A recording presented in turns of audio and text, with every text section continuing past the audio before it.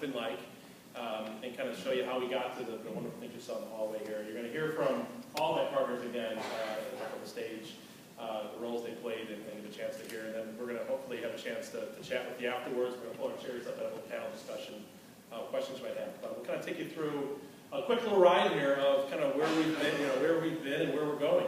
And where we've been is kind of where we started a week ago. For those who actually, how many show of hands? How many people were here 1 week ago when we started this? Okay, so good. We've got some new faces and a good sturdy return audience. That's great to see. We'll have the goal tonight. We're going to take you a little bit a look back of kind of the process we've gone through, both in terms of getting to that night, but as well as this last week in the studio and some of the legends that Larry and others. Again, we started with a broad set of goals, and these we've never lost sight of these. In fact, I think on a daily basis, these sort of circle back as are we still on track? And those of you who have been part of the steering committee meetings and others, you've seen those constantly. And when we have to make a choice of an option or a direction or something to go, these have been a real source of strength for us. Again, I think going back a few months of the public meetings that some of you were part of, the steering committee meetings, the stakeholder meetings, working with kids, tours and all of that. We came to town with a grounding. I think we learned pretty quickly had a long way to go. We knew a lot of things from maps and seeing things, but it wasn't until we really came here, and you took us in as residents for a week, that it really sort of clicked. I think we put away our pattern books, we put away our biases, and we learned to do it as an authentic La Crosse plan, and hopefully that's something that you see in the plan. So it's a great process. We went through, again, looking in enough detail with analysis that can be grounded technically, came up with a series of goals that, again, guided us in terms of decisions, whether it was like a land use goal, whether it was a connectivity goal, habitat sustainability, things that we heard from you that were important to this community. Those have now become a much more rich set of guiding principles, actually, that have some background, some backbone to them. So as this plan moves forward, you have something to check things against as well. So in each of those goals, start to get some metrics to them, some real meat to them as well, too. So that was part of the process. And then the charade started.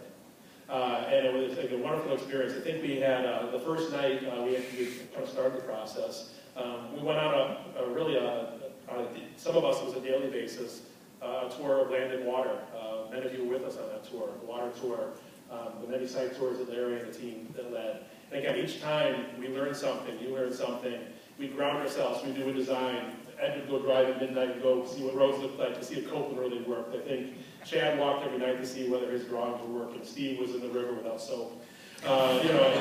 We on a daily basis, we got smarter, we got closer, we became more like, I think, the level of knowledge we needed to have to do this plan. We also saw a lot of you out informally as well, too. We call it cultural immersion.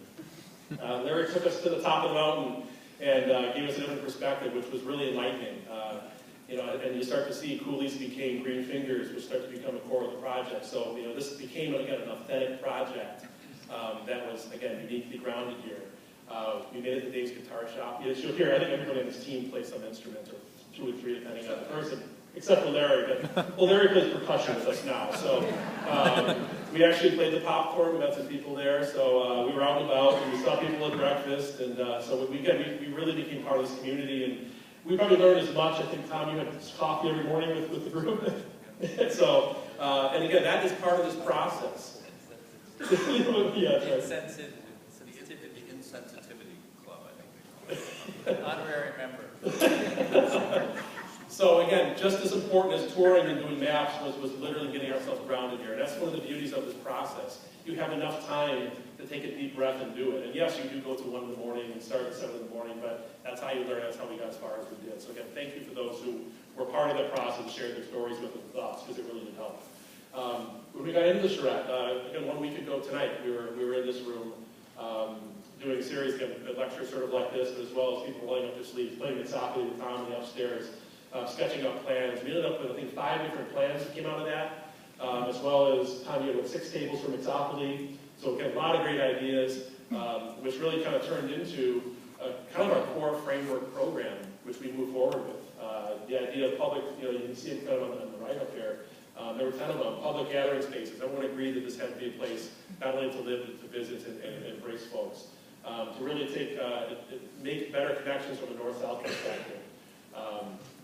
really hook into the regional trail system that the city has worked so, and the county has worked so hard to put in place, plug this site in to that system.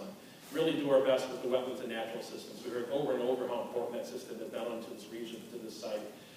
Getting folks to the water. I think touch the water. I don't know if there's a time we've ever worked in town as well that hasn't been a theme. We heard that all the way through. You know, be smart about where this site's going. You know, it's 60 acres, but there's land around it on all sides, and making sure that we're accommodating where this. You know, our hope, and we're hearing a lot of folks, that this is going to be so popular that it will grow. So let's make sure we plan for that. And ultimately, you know, getting to the site. I think some folks were asking, you know, what is the front door? So Copeland has the front door. You know, really making that the first-class front door, enhancing that, embracing it, humanizing it, what we talked about.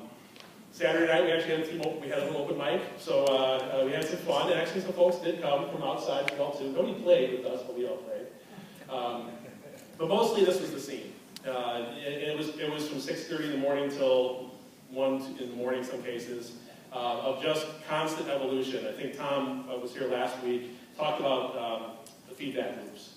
On a daily basis, hourly basis, some cases, the team was doing this, and it wasn't just the consultants.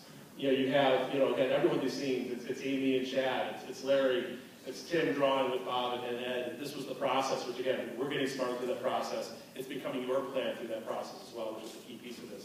And again, the effort that Amy and her team put forth is unbelievable. They were with us every step of this too, so it's really a united effort.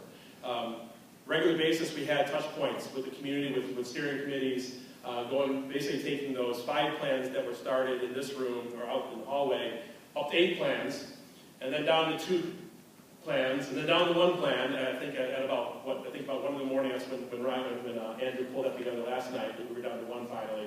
Again, working it through, you know, ourselves as well as our partners with the steering committee to make sure that we're on the right track. And ultimately, I'm going to turn it over to Tom at this point. We sort of turned the corner in a way by looking back. So, Tom. Thanks, Greg.